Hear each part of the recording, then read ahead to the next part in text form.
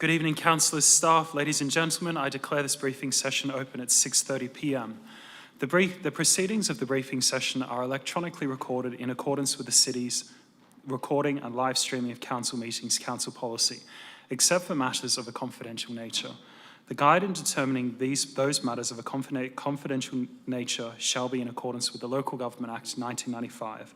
Please note, briefing sessions are audio recorded and audio live streamed only in accordance with the Council's policy. Recordings will also be made available on the City's website following the meeting. The official record of the City's meetings will be the written minutes kept in accordance with the Local Government Act 1995 and any relevant regulations. Members of the public gallery are reminded it is a requirement under the Meeting Procedures Local Law 2013 to act in a courteous and respectful manner when in the Council chamber. You are asked to show respect to anyone who is exercising their right to ask questions of the Council and/or deliver public statements. I ask that respect extend to such people whenever they are on City premises while waiting for or having taken their opportunity to ask questions or deliver a public statement.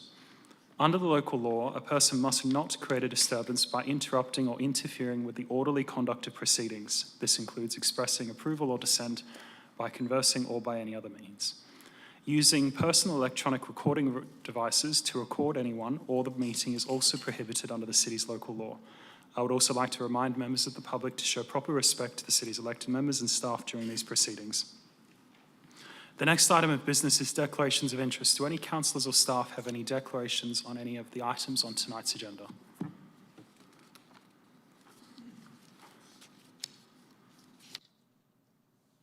No? Thank you. In that case, the next item of business is deputations. There were no deputation requests received by the City, so the next item will be public question time. Written questions have been received prior to the briefing session from Ms. Kwok in Ocean Reef and Ms. Gould in Aluka. They have been answered prior to this meeting and copies are in the foyer.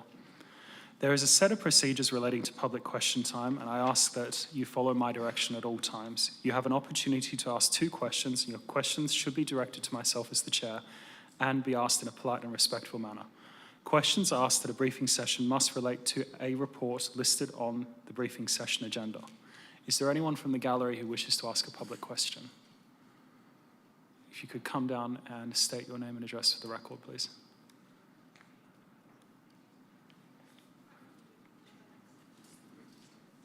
Oh, sorry, there is a register. Forgive me. The first one on the list is Ms. Beth Hewitt. Thank you. Thank you. When you're ready. Beth Hewitt for Woodview Court, Edgewater. Oh, and my phone's just died. Okay. Can you please advise what coastal capital infrastructure belonging to the City of Joondalup that the groins at Sorrento Beach are protecting? Thank you. Director Claassen, would you like to answer that? Through you, Mr. Mayor, the groins at Sorrento Beach provide general protection for coastal erosion. Adjacent to that, the groins, we have the Sorrento Surf Lifesaving Club, the park, pathways, and the West Coast Road itself. Okay. Thank you. And could I also please be advised who is providing any grant funding to cover these works and the total grant funding provided? Thank you, Ms. Hewitt. Director Claassen, would you like to answer? Through Mr. Mayor, I'll provide a response and then just check if Mr. Sullivan, who's the coastal engineer, has got something to add on that point. The city was successful in getting 75% grants to fund the coastal projects, and that's a federal grant. I'm not sure if I may ask through Mr. Mayor if Mr. Sullivan has that answer, if they can come forward. Yes, that's acceptable. Thank you, Mr. Mayor.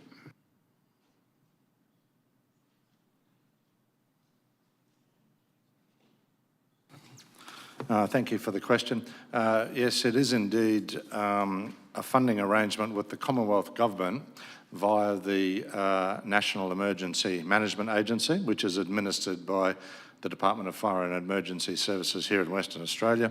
And as Director Klaasen has pointed out, 75% of the funding is paid for by that mechanism from the federal government. The total amount of grant funding is $1.281 million over a period of 3 years. Thank you. Thank you. Thank you, Ms. Hewitt.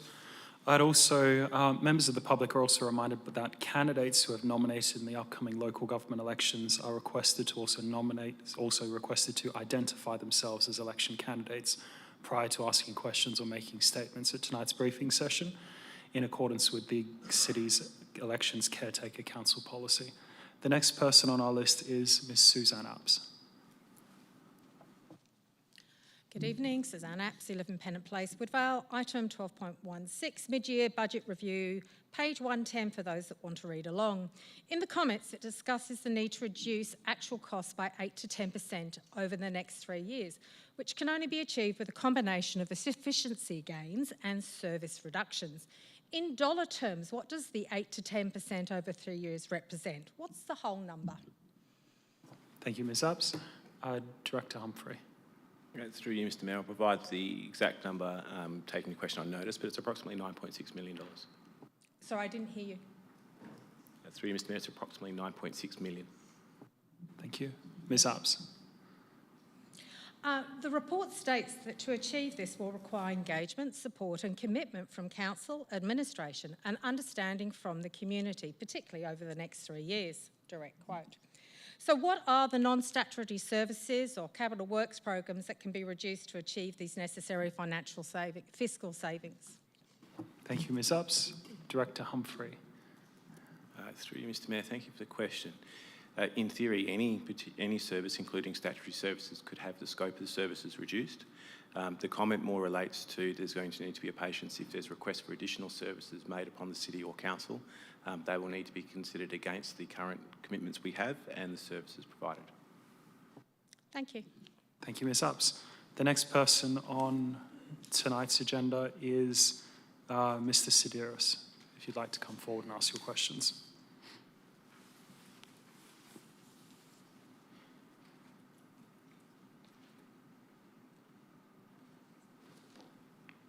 Yeah, good evening. Mitch Sideris, Page Drive, Mullaloo.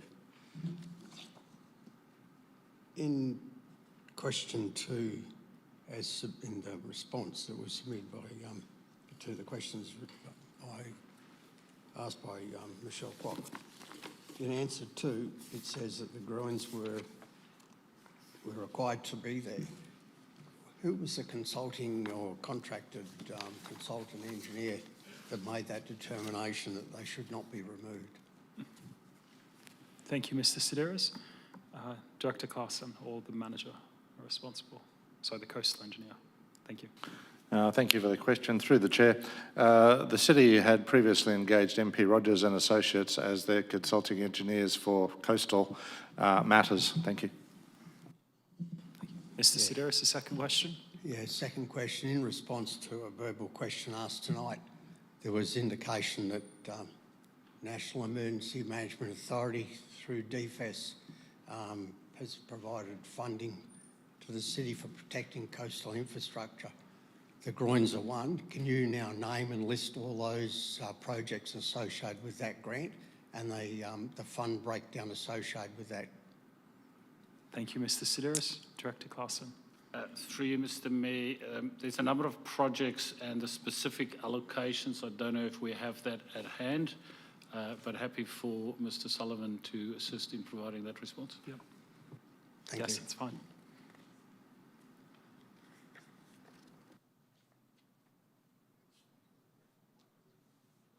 Through you, Mr. Mayor, no, we don't have that information. We'll take it on notice and provide the response. Thank you, Director. Is there anybody else in the public gallery who wishes to ask a question? Ms. Kwok?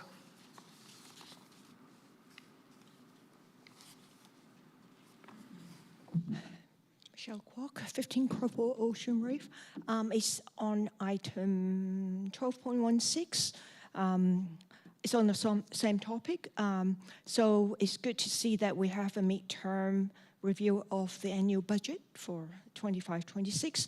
But we also noticed that in June 2013, 15, 16, and 17, we have the budget item as number 1 in the agenda, but since after that it's disappeared from the agenda, I don't know if it's off topic, but just wondering, is there any additional regulatory requirements have been put in place since 2017 that have caused the budget from making the briefing session papers? Yeah. Thank you, Ms. Kwok. I think we're going to need to rule that question out of order, because this all this right, is the fair media enough. budget review, so I think you're talking about the progressing of the reports and the budget to a council meeting, so which is separate from the media budget review itself. Okay, so 2 weeks' time. Thank you. Yep. Thank you. Are there any other further questions from the gallery? In that case, I declare public statement time closed. We move then to public question time closed. We then move to public statement time. There is a set of procedures relating to public statement time, and I request that you follow my direction at all times. You are able to make a statement for up to 2 minutes, and your statement must be directed to myself as chair and be polite and respectful. No questions or discussion will occur at the end of your statement, and statements made at a briefing session must relate to a report listed on the briefing session agenda. So we keep a register for those who wish to make a public statement, and on this one here we have Mr. Sidiris at the top of the list. And again, if you are a candidate in the current election for the North Central Ward, if you wish to make a statement, you need to identify yourself as a candidate. Mr. Sidiris. Yeah, Mitch Sedaris, Place Right Melbourne, and I declare I'm not a candidate. Yep. In tonight's agenda is a confidential item dealing with a tender for the rebuilding of those rock groins at Sorrento. Because I don't have access to the confidential report, is this council aware of the historic reasoning behind those groins, which was by the Public Works Department, who constructed the 3 groins to prove their modelling before the construction of the Hillary's boat harbour. The modelling, these 3 groins have served their purpose. There is no more modelling required because Hillary's boat harbour is built and the modelling was confirmed as being accurate, which is why the beach is accreting at Sorrento, not eroding, it's accreting. And that's why there's sand bypassing from the south of Hillary's to the north of Hillary's. To remove the groins, or to allow the groins to actually naturally dissipate, will have no impact at all, but it'll have a great financial impact on this council, which is struggling under infrastructure, inadequate funding for its infrastructure. And the suggestion is the council strongly look at it.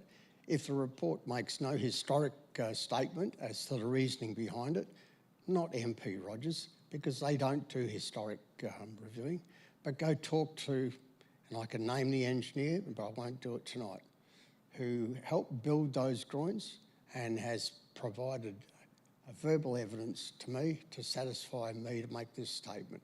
They have served their purpose. Allow them to go. You don't even have to remove them. They're breaking up all on their own. Thank you. Thank you, Mr. Sidiris. Is there anybody else in the gallery who wishes to make a statement? No? In that case, I declare public statement time closed. The next item is apologies and leaves of absence for tonight's meeting. I've received apologies from Councillor Chester, Councillor Jones and Councillor May. Are there any elected members seeking leaves of absence at the council meeting this month? No. In that case, well then, the next item is confirmation of minutes, which will be dealt with at the ordinary council meeting, as well as the announcements by the presiding member without discussion. The next item will then be identification of matters for which the meeting may be closed to the public. The following items may be dealt with behind closed doors if there are any questions on the confidential items. That is item 12.5, the status of legal actions, 12.6, the nomination for Freeman of the City of Joondalup, 12.18, the maintenance of Sorrento Beach South and Central Groins, item 12.10, strategic community reference group and appointment of community representatives for 26 and 27, item 12.17, supply, delivery and installation of turf, Item 1219, which is the tender and provision of mechanical services for maintenance and new works to the value of $50,000. Do any elected members seek to discuss the confidential report or attachments for those items? Any of those items?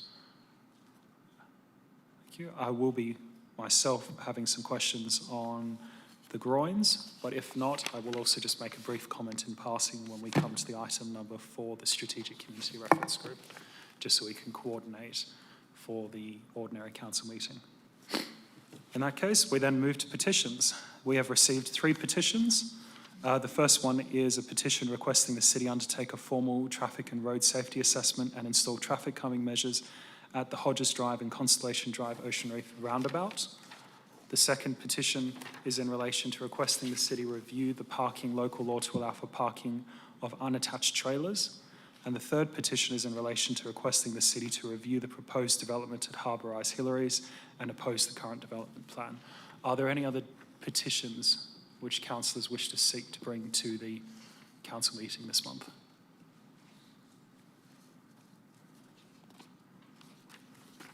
No? Thank you. In that case, we then move to the report centre section of tonight's agenda.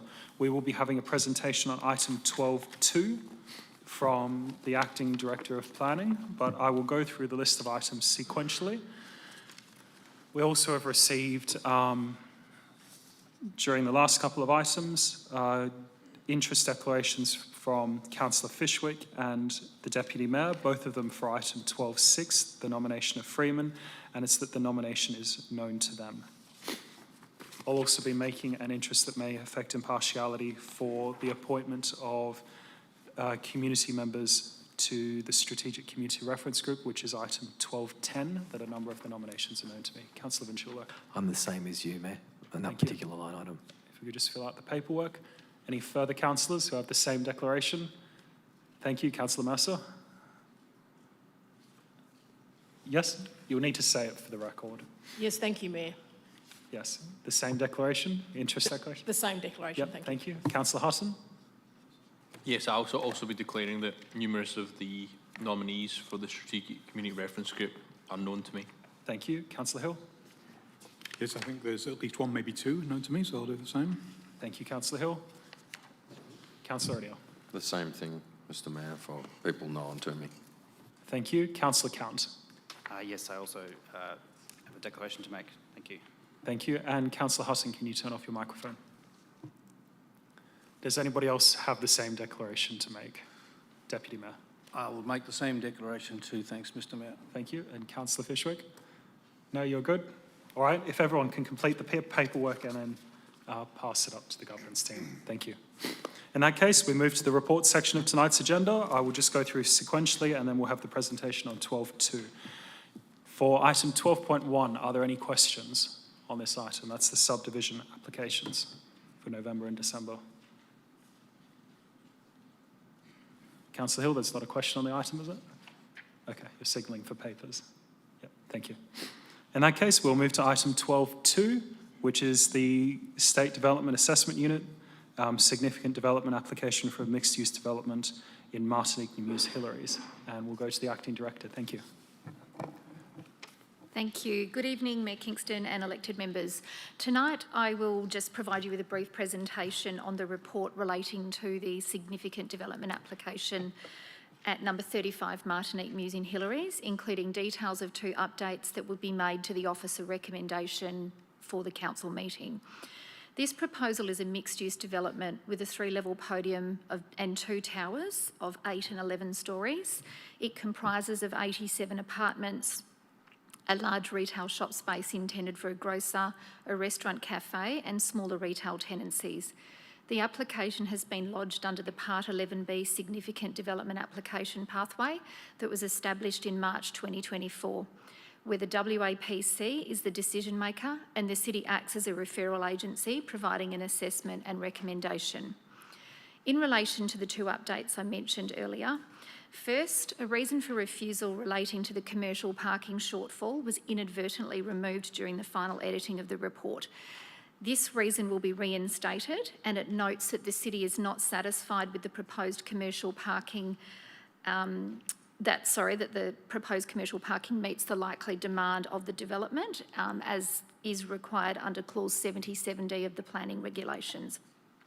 Secondly, an additional reason for refusal will be included regarding the liquor store that's shown on the development plans. A liquor store is an X use, which is a not permitted use within the mixed use zone under local planning scheme number 3, and is considered likely to result in amenity impacts and land use conflict. Details of these updates will be provided to elected members in the briefing notes. However, I'm happy to take questions on these matters or any other matters relating to the report now. Thank you. Thank you, Acting Director. So that we're not going backward and forward on different topics, I think what I'm going to do is I'm going to call through the different headings that are in the officer's report, and I'll seek questions on those topics. So if we start from page 22, where we deal with the planning assessment, and that way we'll cover off all the questions on those topics sequentially one by one, and then we'll go to general questions on the development. That way we'll say, for example, we'll be dealing with all the parking questions at once and all the other structure planning questions at once. So first, starting off with land use permissibility, does anyone have any questions on that topic? Councillor Vinciulo. Thank you, through you. Okay, so we're focusing on the land side, yep? Land use permissibility, so okay. Page 23. Cool. My first question is centred around the structure plan, if that's okay. And thank you, through you. Given the recent Delos approval across the road, which was justified on the basis that the Hillary structure plan was outdated, even though it was still current, and noting that the same structure plan has since been extended and remains in force, can officers confirm whether approving this 8 and 11-storey proposal on a site otherwise capped with 2 to 3 stories would further undermine the integrity of the structure plan, which is valid to 2028, and further establish an alarming precedent for progressive upscaling along this corridor? And in addition, the city has been under significant pressure from the state in relation to structure plans for Warwick. If the Hillary structure plan was to be ignored again, would it question the point and cost to our ratepayers to develop such a plan for Warwick if it can bypass the state bodies? Thank you, Councillor Vinciulo. We'll go to the Acting Director, but I think I might need to deal with some of the political considerations that the SDAU may make. So, Acting Director. Great, thank you. Through you, Mr. Mayor. In terms of the Hillary structure plan and potential decision-making in relation to this particular application, the application has been lodged under the Part 11B pathway that was established by the state government to deal specifically with large-scale, significant and high-value development proposals. And so the Western Australian Planning Commission are required to have due regard to a planning framework that's in place when making a decision. There are some circumstances where they're not bound by the planning framework. And one of those circumstances includes when the local planning scheme is not up to date. Now, the city's local planning scheme is contemporary. It was adopted in 2018. In May 2025, I believe, Council endorsed a report of review on our local planning scheme that was reviewed and accepted by the Planning Commission. And so the city's planning scheme is not in need of review for another 5 years. In the context of the Hillary structure plan itself, you are correct. The Planning Commission has given an extension to the validity of that structure plan for a further 3 years. So that structure plan is now valid until October 2028, I believe. And in providing their endorsement for that extension, the Western Australian Planning Commission noted that in their opinion, they don't consider that the provisions of the structure plan are contemporary in the context of the state planning framework. And in particular, they strongly encourage the city to review the density coding for the lots that are coded R50 within the structure plan area. Separate to that decision, the city has obviously been working on a structure plan normalisation process over a number of years, where a number of structure plans have been normalised into the scheme. And the Hillary structure plan has been progressing through that process, and as part of that, it is intended that there will be a report that is coming to Policy Committee next week in relation to that matter, and that report will consider the normalisation of the structure plan and the density coding that's afforded to the R50 lots.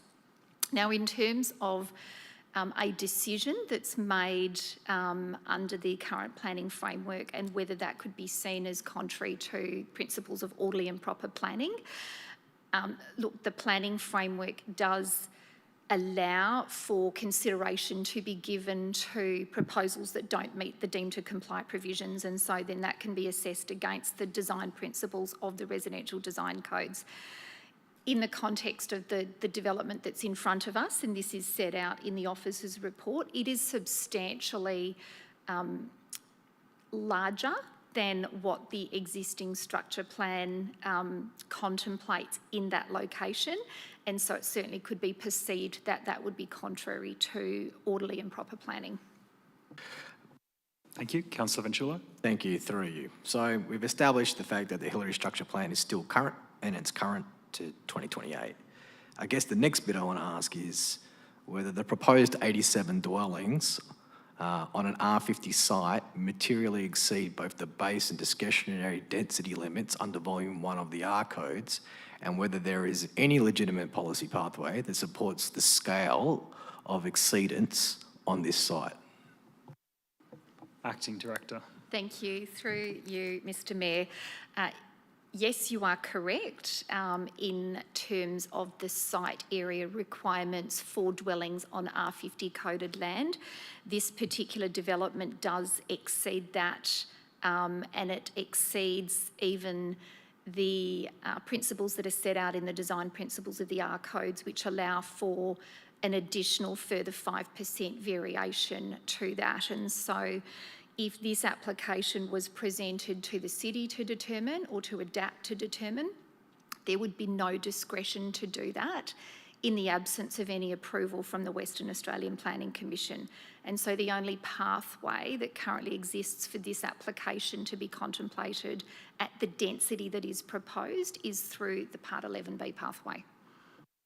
Thank you. Councillor Ventulo. I think, Mayor, I'll wait for the parking section if that's okay with you, and then come back. That's your intention. Yes, that's right. We'll go through the headings one by one. Thank you. Appreciate it. Thank you, Councillor Ventulo. On the same topic, I just have a question. Could we receive a copy of the comments from the Planning Commission for when the structure plan was extended? Acting Director. Yes, thank you. More than happy to provide that. That is included as an attachment to the Policy Committee report, but I'm happy to provide that to elected members tomorrow. Thank you. In that case, we'll move from land use permissibility. I know the next title was, oh sorry, Deputy Mayor, I missed you off there. Thank you, Mr Mayor. Just a quick one, just seeking clarification. There was a reference about there being a proposed liquor shop. Is that correct? Does that fall under this section of discussion? Yes, we'll deal with that at this time. So, Acting Director. Thank you. Through you, Mr Mayor. Yes, so in the applicant's planning report, they note 3 different land uses in there, which is shop, restaurant, cafe and a multiple dwelling. On the actual submitted development plans, one of the tenancies is identified as a liquor store. Now, a liquor store is not permitted in the mixed-use zone under the local planning scheme number 3, and hence in the presentation that I provided at the commencement of this item, it is proposed to insert another reason for refusal relating to the fact that a liquor store is not permitted in this zone under the scheme. Thank you. Deputy Mayor. Thank you. As a follow-up, am I correct that the Hillary's Boat Harbour is an alcohol-free zone in terms of the grassed area? And if so, would that be an additional point to raise to oppose having a liquor shop in that location. Thank you. Acting Director. Thank you. Through you, Mr Mayor. I don't have the details about that with me. I'm happy to take that on notice and provide some information on that in the pack. Thank you. And just to follow on this line of questioning, Acting Director, I requested an additional point to add about the liquor store. So coming to the council meeting procedurally, is that now going to be included into the officer's recommendation as an additional point, or would you like us to move that as an amendment on the night? Thank you. That can be incorporated as part of the officer's recommendation after the briefing, and we'll just provide some details and notes for elected members in the pack, Sure. in relation to that, and also the other condition that was deleted during the final editing, which related to the parking. All right, thank you. Councillor Count. Thank you, Mayor. Just a question for the City. From a strategic planning perspective, can officers confirm whether approving tower scale development in a designated local centre is inconsistent with State Planning Policy 4.2 and risks eroding the activity centre hierarchy across the city? I think we will deal with that question when we get to the activity centre points, but I'll go to you when we get there, if that's all right. Not a problem. Thank you. Thank you. Are there any final questions on land use permissibility? No? I know we did foreshadow, we had questions from Councillor Vincula on the structure plan, the Hillary structure plan. Are there any further questions on the Hillary structure plan as it relates to the development? No? We'll then move to the activity centres and the discussion around that. So it's page 25. Councillor Count. Sorry, would you like me to repeat the question? Yes, please. From a strategic planning perspective, can officers confirm whether approving tower scale development in a designated local centre is inconsistent with State Planning Policy 4.2 and risks eroding the activity centre hierarchy across the city? Thank you. Acting Director. Thank you. Through you, Mr Mayor. Yes, that is correct. So State Planning Policy 4.2 sets out low-rise apartments as a preferred dwelling typology within a local centre. Approving development of a substantially larger scale does have the potential to erode the hierarchy of centres. Thank you. Any further questions on the activity centres elements? No?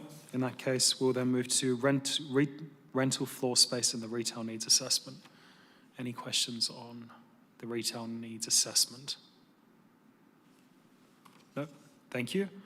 The next one is on residential density. I know we foreshadowed some discussion on that earlier. Residential density, so on page 27 and that topic.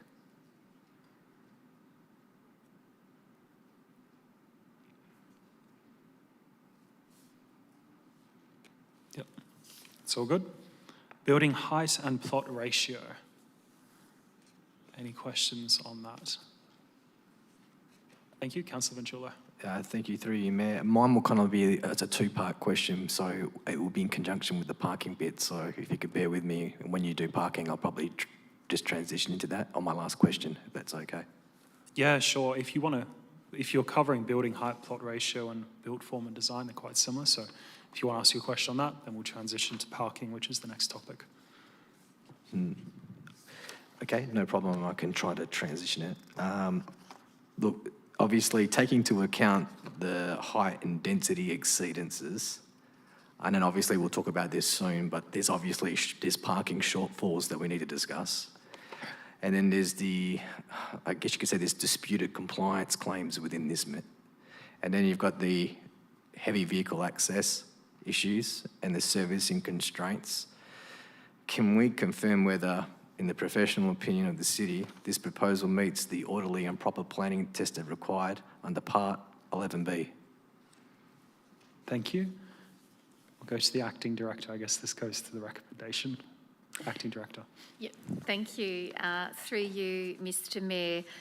Look, the officer's report sets out details of our assessment against a series of elements of the proposal and quite clearly indicates that the elements that you've raised in terms of building height, the parking shortfalls, and the overall scale of the development are inconsistent with the planning framework. And so from that judgment, you can certainly draw a conclusion that it could be considered inconsistent with principles of orderly and proper planning.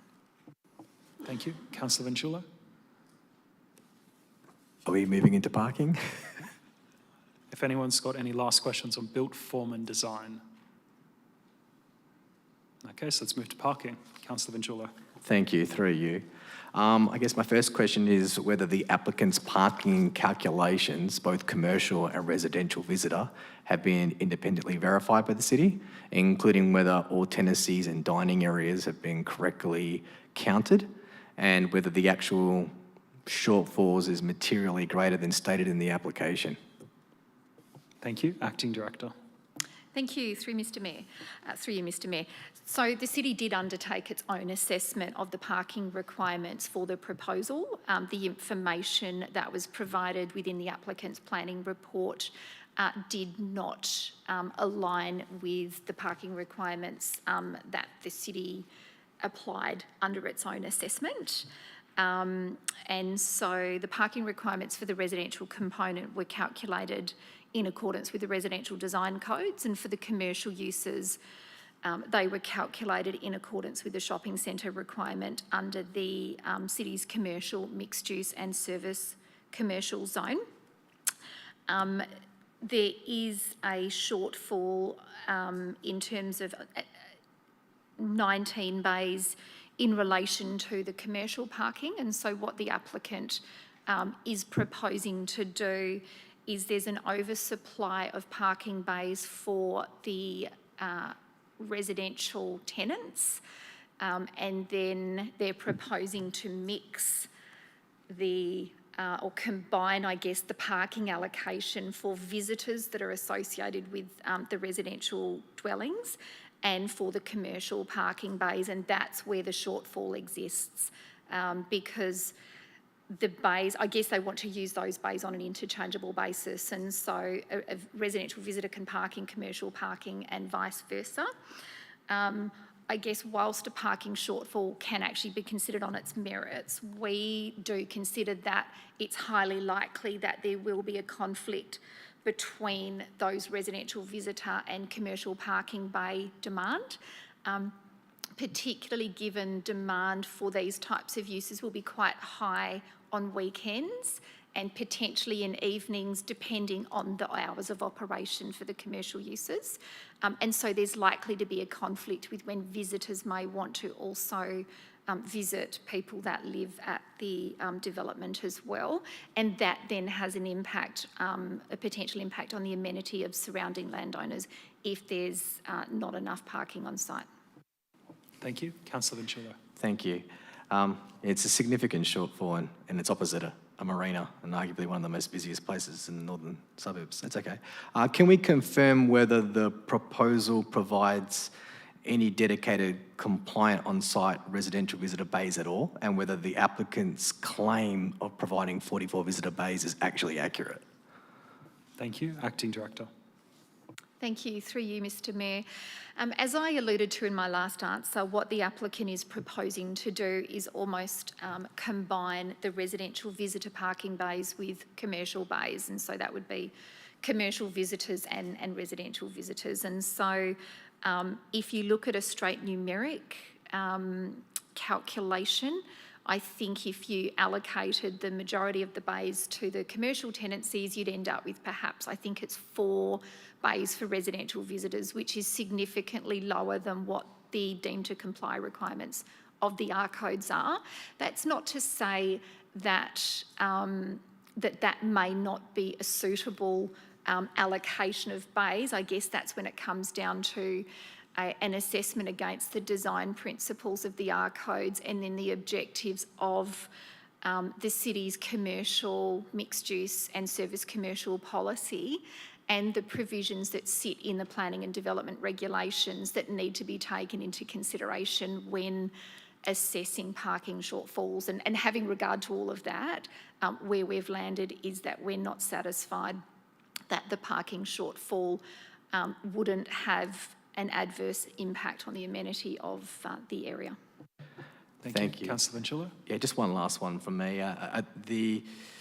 Outside of the height, the density, and the concerns centred around parking, the final one I really want to explore is the, given Martinique Mews and Cos Link are local distributor roads, can we confirm whether regular access by heavy rigid trucks and rear loading waste vehicles is actually consistent with main roads hierarchy of guidance, and whether the swept path analysis demonstrates these vehicles can actually operate safely without encroaching into opposing lanes, pedestrian areas, or unsafe internal manoeuvres? Because I think we're talking 6 metres here, and I've seen some of our trucks. They're pretty big.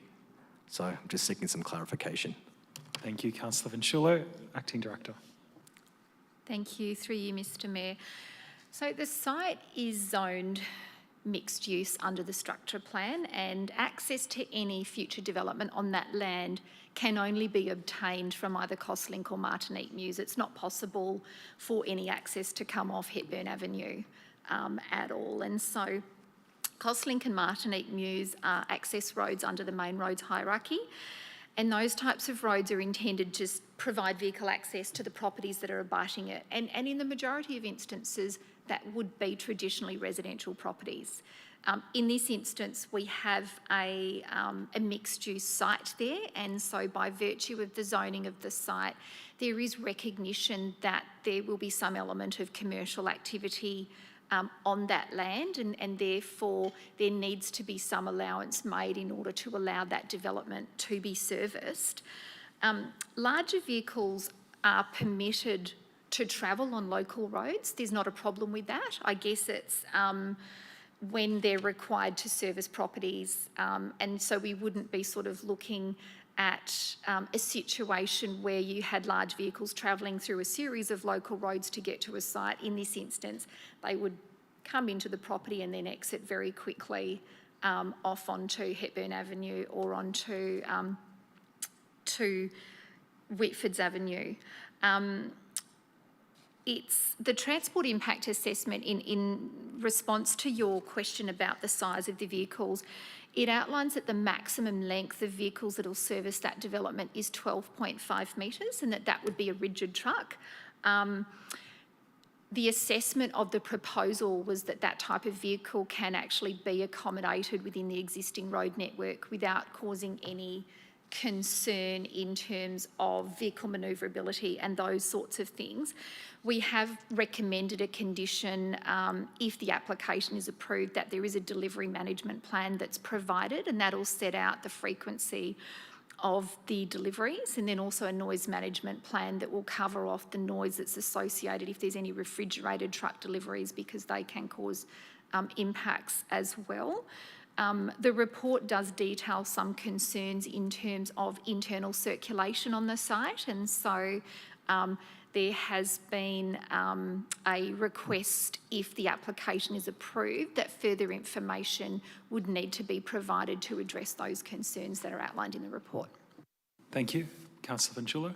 Thank you. Appreciate all the feedback, and in particular, I want to thank the city for the work you did, because I know this was dropped right in the middle of the holiday season. So thank you very much for all the work.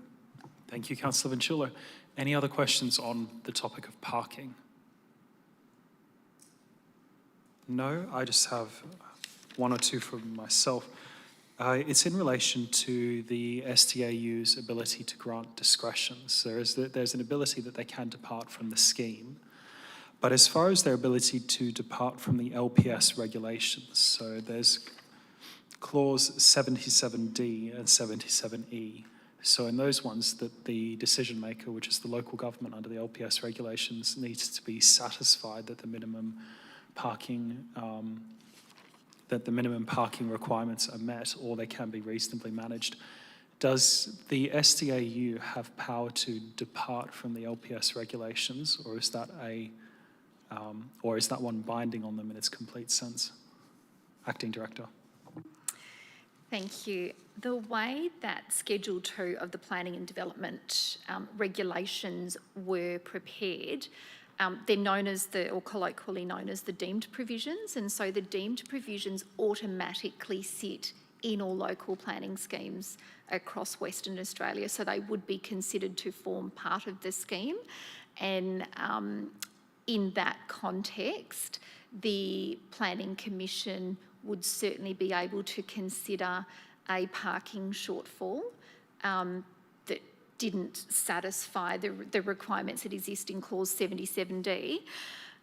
Under the Part 11B pathway provisions in the Planning and Development Act, they can, they're not bound by a local planning framework or a local planning scheme, but there's specific criteria and circumstances that are set out there. And so whilst a local government may consider that something is going to adversely impact or doesn't satisfy the criteria in clause 77D, the Commission may draw a different view on that, and they may be of the opinion that it does satisfy that criteria and therefore is acceptable to be supported, hypothetically speaking. Thank you. And just to be sure, is that the deemed provisions themselves, just so I have this correct, is that their ability to depart from the schemes includes their ability to depart from the deemed provisions? And do we have advice that that is correct? Because departing from the city's scheme is quite different from departing from what is in the regulations and the deemed provisions themselves. So is that, because the scheme itself is what the local government then has determined in relation to particular properties. The deemed provisions also have procedural requirements on how decisions must be made. So they're also, so just to be correct, they are allowed to depart from those rules that are in the deemed provisions. And have they done so previously? Certainly. Thank you for the question. And it's certainly my understanding the deemed provisions have been prepared to sit in all local planning schemes. And so they're considered to be part of the local planning scheme, and therefore the Commission would have the ability to depart from provisions. There's certainly been, and this is probably more under the Part 17 pathway that I'm familiar with, that there has been departures from requirements in the scheme. I'm happy to take part of that question on notice and come back to you, but I just can't think off the top of my head in terms of Delos Way, but there may have been elements of the scheme there where that was varied as well, so I can come back to you and provide some information in the pack. But specifically, I guess I've seen examples where the scheme has been departed from, but I guess specifically where they've departed from the deemed provisions themselves. If we have any examples of those, that would be good. If we don't know any, that's fine. Yeah, certainly happy to take that on notice and see if I can provide something further in the pack. Thank you. And then as far as the parking assessment on page 30, the assessment of shopping centres, there's one approach where you can look at it as a whole as the net lettable area for the whole centre and then apply the 1 to 20 square metre ratio. Is it more appropriate in this case, given it's a local centre and given the type of development it is, to be doing a calculation based on the land uses themselves? So in that case, a grocer then would have an assessment of 1 bay per 20 square metres, and say the cafe restaurant would have an assessment at 1 bay per 5 square metres. So is it more appropriate to be conducting an analysis on that basis, or as a whole as an activity centre in the net lettable areas, as we've done here? Acting Director. Great, thank you for the question. What we have done in the assessment of this application, because it's a single site under single ownership, is we've applied the shopping centre ratio as that recognises that there is some reciprocity between uses, and so it applies a consistent parking ratio across all of the uses. There's certainly instances where we've had a situation, and Duncraig is an example of that, where we have a commercial centre on commercially zoned land where the shopping centre parking rate is applied, and then we have a mixed-use site where we have other commercial uses, and the parking ratio for that particular site is applied on a based on the uses on the site rather than the shopping centre. And the reason in that instance is because we have no reciprocal parking arrangement there, and so that particular mixed-use site is required to provide all of its own parking on its site, and we can't take into regard any of the parking that's provided at the shopping centre next door. And so in this instance, that was how we approached the assessment and why we chose to use the shopping centre. Thank you. Are there any other final questions on parking before we move on? Thank you. The next topic is traffic. I know we touched on some of these. Any questions on traffic? No? Landscaping. That's the next. Solar access, natural ventilation. No? And waste management. And then noise impacts as the final topic as far as the agenda topics. No? In that case, we'll just move to general questions on the development application itself. Any general questions? Councillor Count. Thanks. Given the level of community engagement and cost involved in preparing and extending structure plans, can officers explain how the city maintains public confidence in its planning processes when outcomes appear to materially contradict these adopted plans? Acting Director.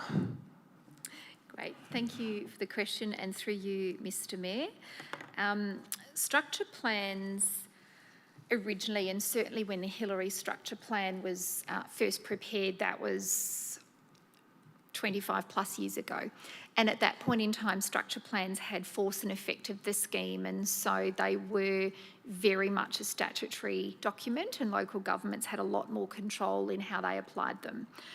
Since the planning and development regulations were introduced back in 2015, things have changed somewhat, and structure plans are now what we call documents of due regard, which means that they're not absolute definitive statutory documents that must be complied with, but a decision maker is required to have due regard to those documents in the decision making. And so in the instance of the Hillary structure plan and all of the provisions that exist in that, those provisions aren't binding. And so it's possible through an assessment that judgment can be exercised and development may be approved that doesn't align with those provisions.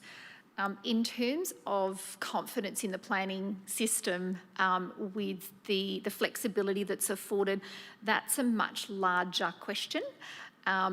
We will be presenting a report to elected members at the March strategy session in response to a number of motions that came through from last year's AGM, and some of those motions also came through in this year's AGM that talks about precinct structure planning across the city, and that might be an appropriate time to have a bit more of a conversation with elected members around that and around how the city as an organisation can provide sufficient clarity to the community about what these documents mean. Ultimately, the decisions around the binding nature of planning instruments is made by the state government, and so the city doesn't really have much control, and we can't make a document be slavishly enforced, so to speak.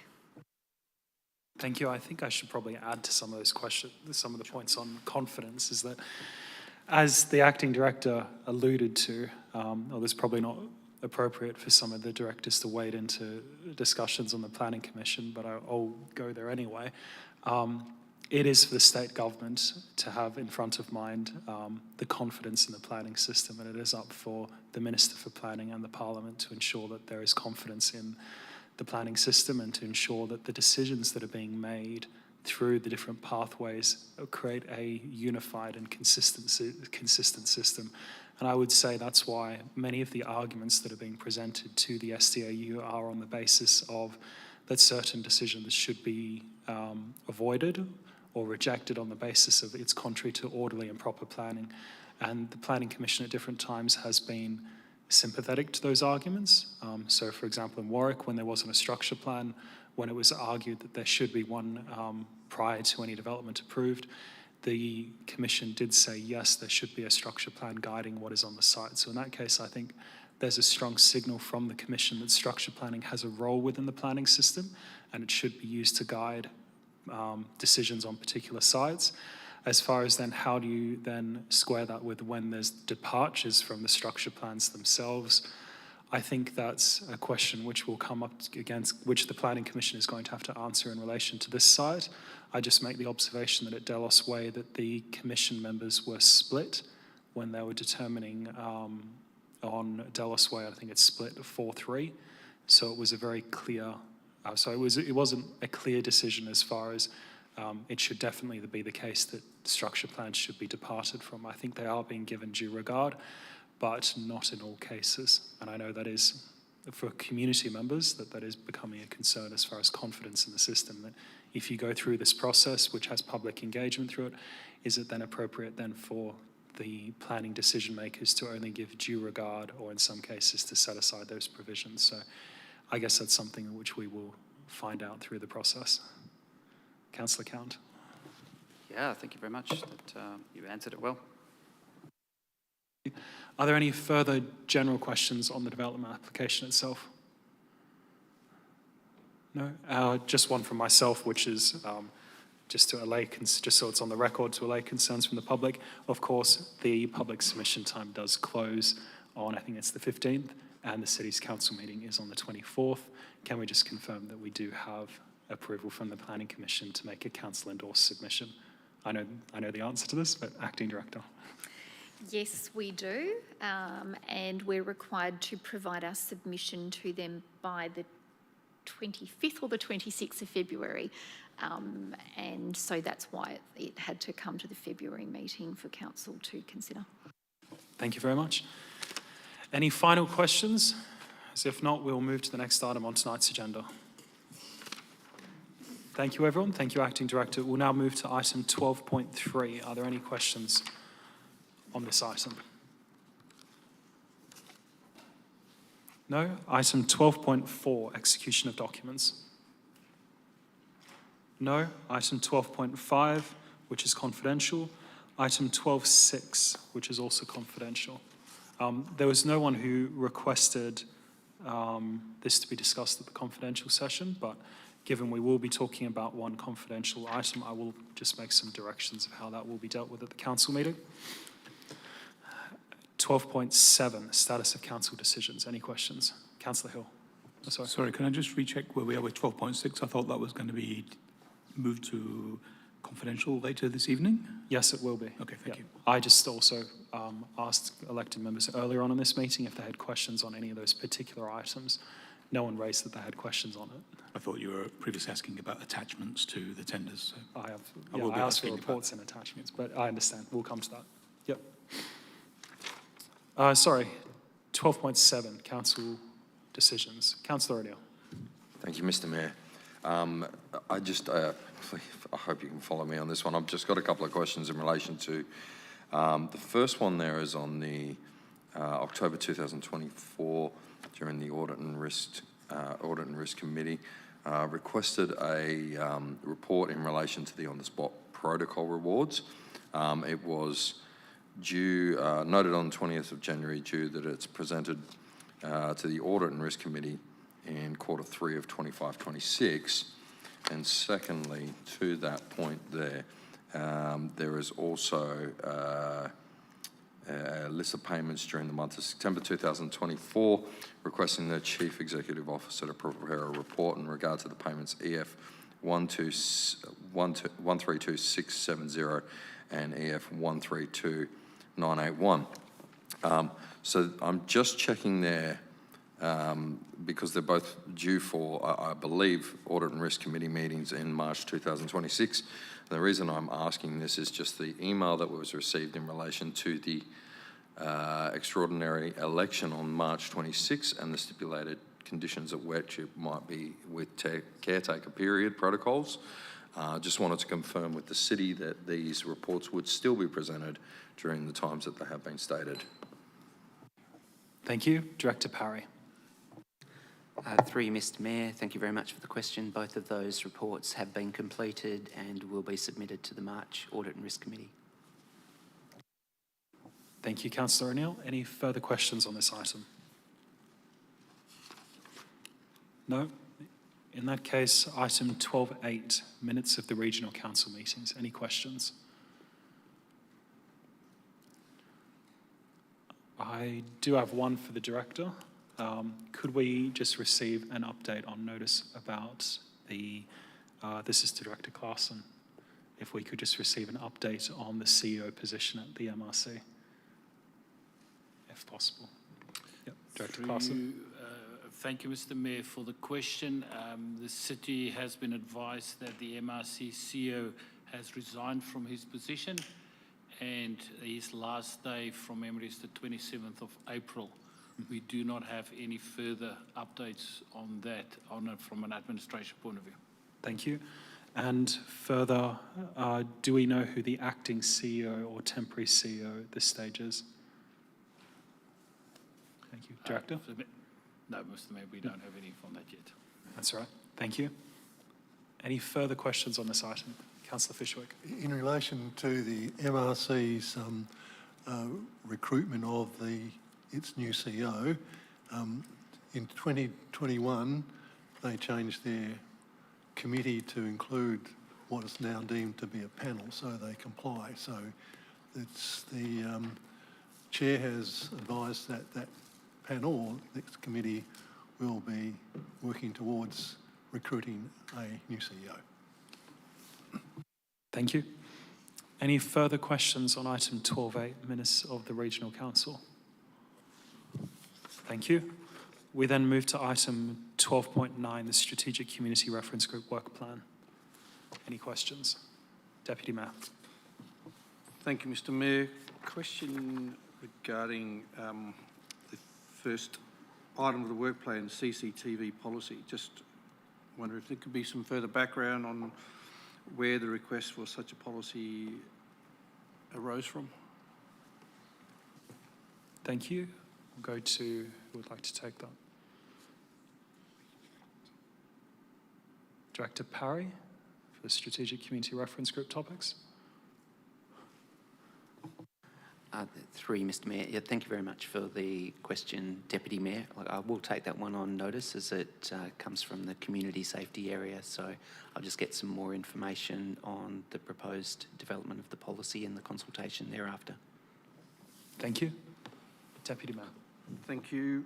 As a follow-up question, is there a list of other items of discussion that didn't quite make this, obviously the top three,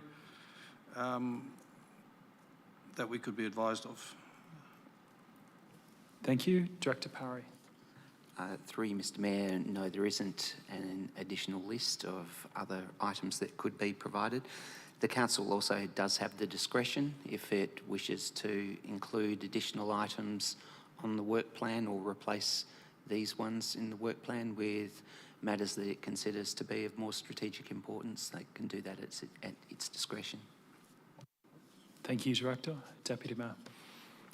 Thank you, Mr. Mayor. So just following on that further, could it be timing-wise possible to utilise that session and that reference group perhaps to engage on the draft budget that's being worked upon during that period? Thank you. Director Parry. Sorry. Deputy Mayor. Director Parry. Through you, Mr. Mayor.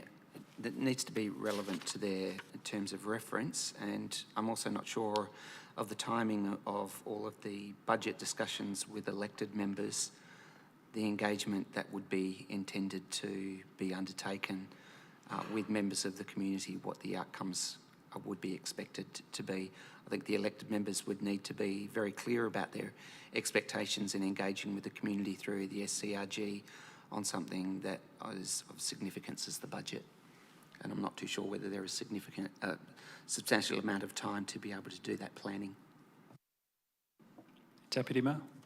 No? Thank you.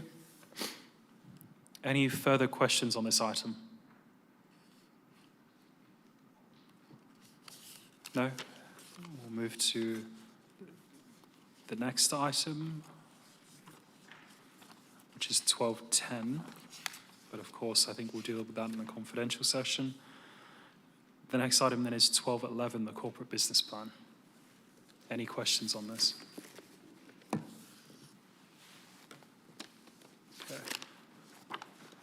I did have one or two myself. The first one, it's in relation to the dog management plans. This is on page 638.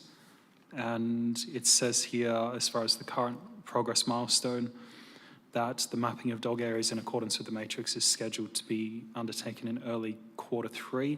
I just would like a confirmation that in accordance with the milestone for Q3, that the draft dog management plan will be presented to the council for endorsement, just because there's been a lot of changes on timeframes on this one. Director Claassen. Through you, Mr. Mayor, we are currently working on finalising the dog management plan.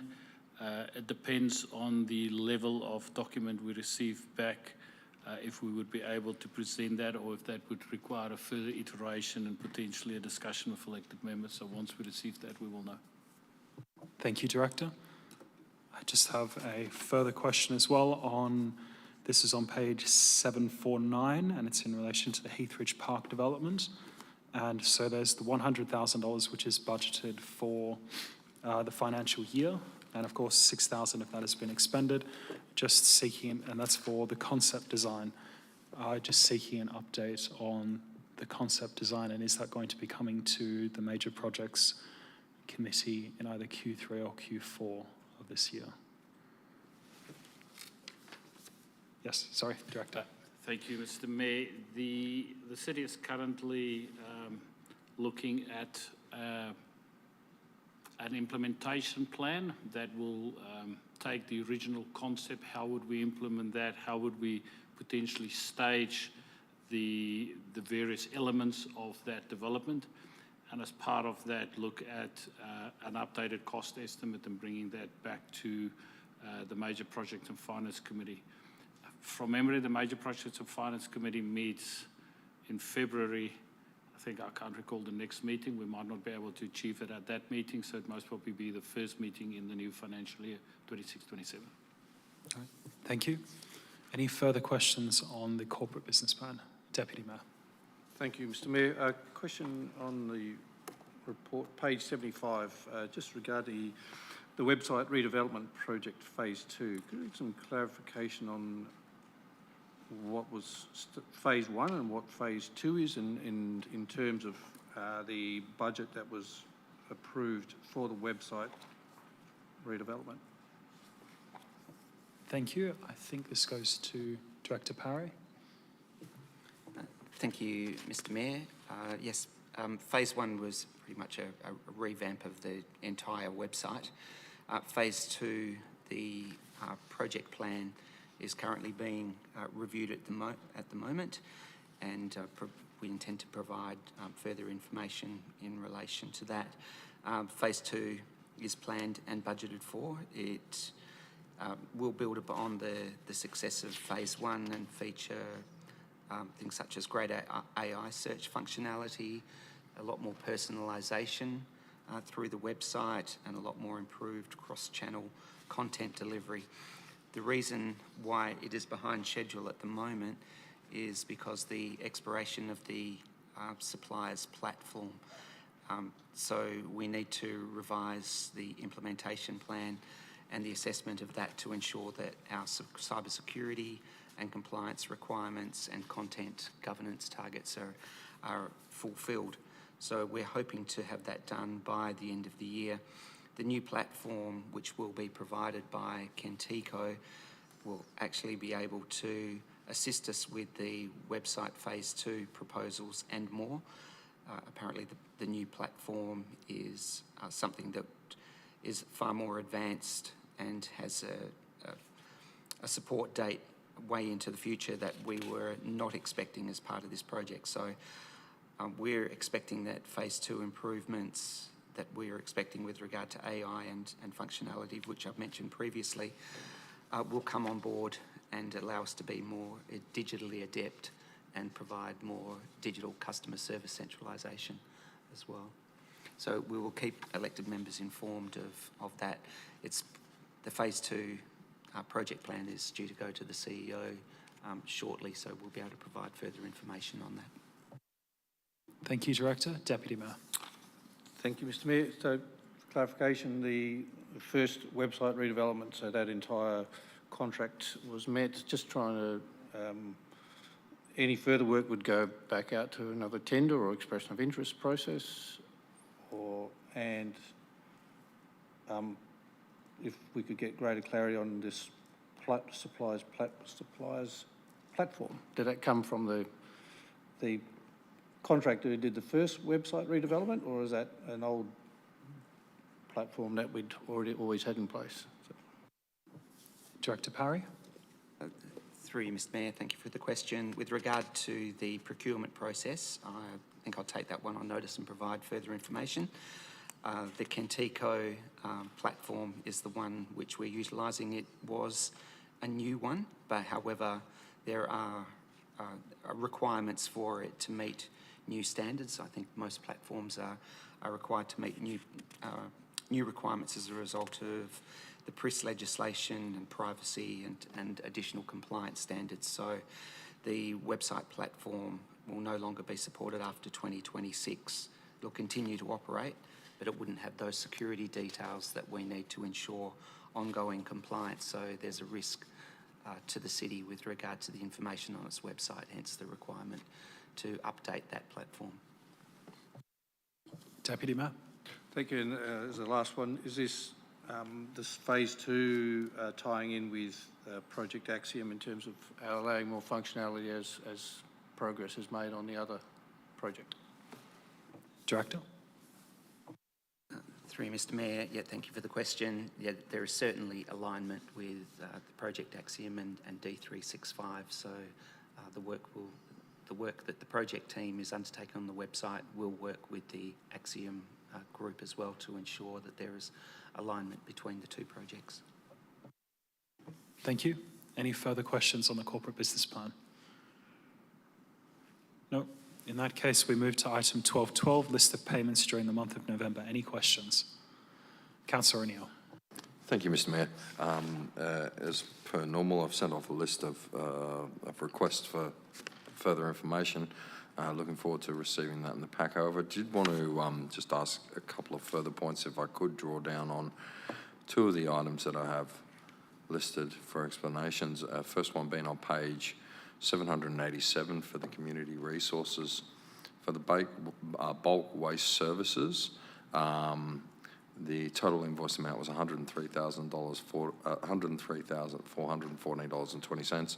I'm just wondering if for elected members in the pack we could also get the information regarding the amounts spent monthly for the collections over the financial year to date.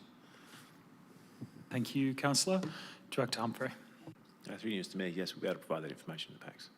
Thank you. Councillor. Thank you, Mr Mayor. Just secondly, in relation to page 797, EF 134164 and EF 134552, could the city also include in the pack costs so far with the current contract that's underway? This is in relation to the Green Steam Australia amounts and the hand weeding charges, with the total amount totaling $22,338.20. Thank you, Councillor. Director Humphrey.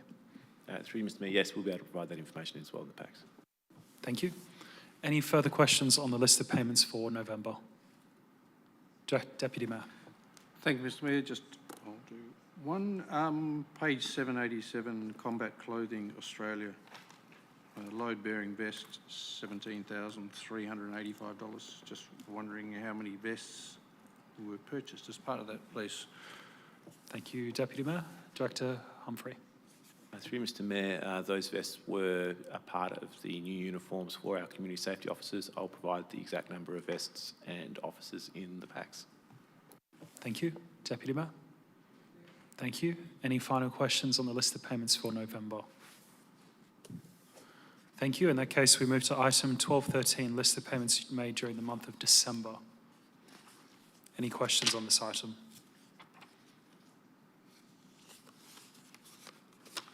No? Thank you. We then move to the financial activity statement for November, item 12.14. Any questions? No? Thank you. We'll then move to item 12.15, the financial activity statement for December. Any questions on this item?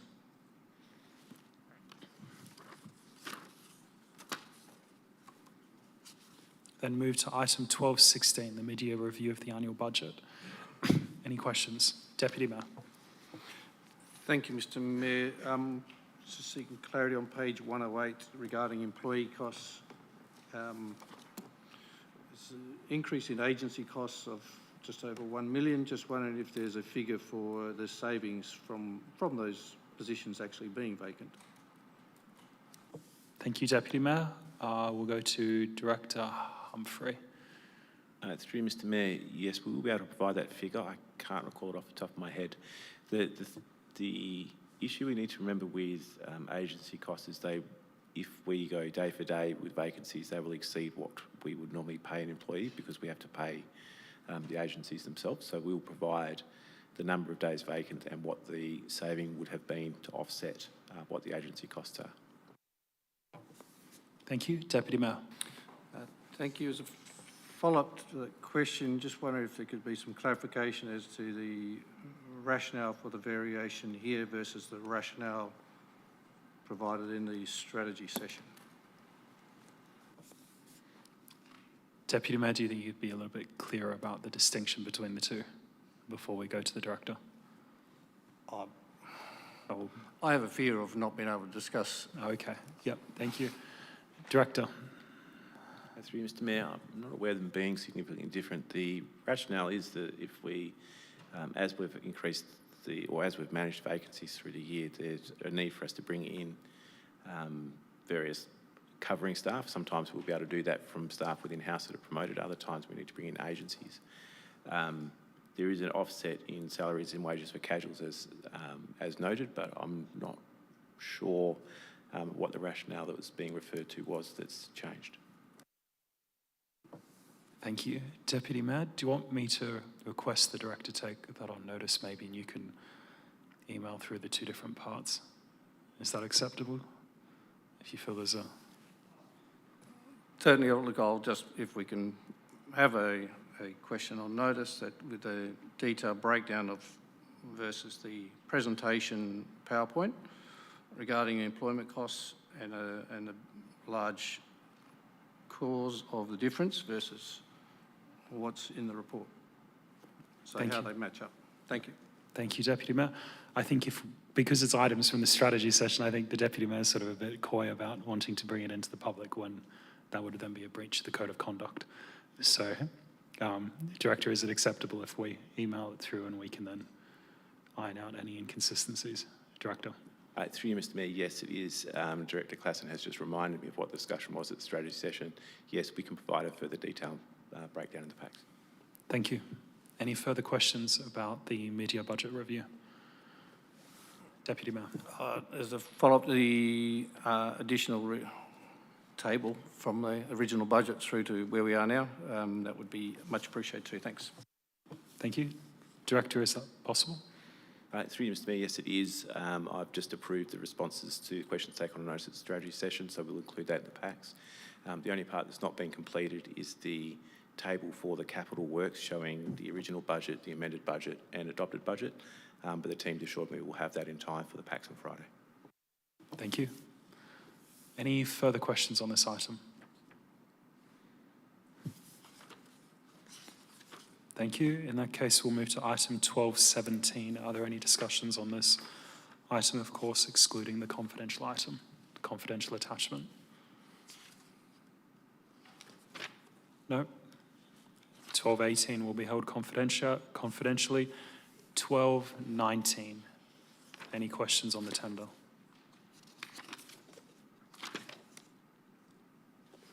No. In that case, that brings us to the end of items which are not confidential. So I'd like to thank the public gallery for attendance. And if we can then move to shutting the briefing session to the public, so then we can then discuss and have questions on the confidential items. Thank you.